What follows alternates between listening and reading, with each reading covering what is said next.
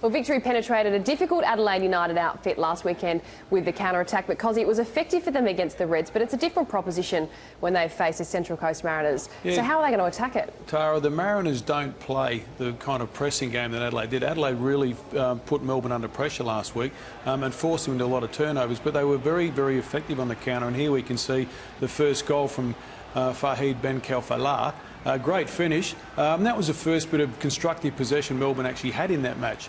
The second goal, probably against a run of play, but what a great penetrating pass from Guy Finkler, and Archie Thompson, trademark angled run, and past Eugene Galekovic and slips it into an empty net, and that's what Melbourne are so very, very good at. But as we discussed before, against the Mariners, they'll be able to keep the ball for longer periods of time because they won't get pressured into making the mistakes that Adelaide forced them to last week. Now, touching on the Central Coast Mariners, they're going to hope to build on their dominant performance last weekend, but the missing ingredients seem to be their route to goal. Do you think that's going to come down to the likes of Isaka Cernak and maybe Nick Fitzgerald being more clinical, taking those chances in front of goal? Well, those two players that you've mentioned actually do need to start getting on the score sheet on a regular basis, and if you look at their careers over time, they haven't been consistent goal scorers, and if any team is going to be successful, they need someone that's probably going to score around about 10, 12 goals a season. They need at least one key striker that can do that, and the Mariners just don't have that since they've lost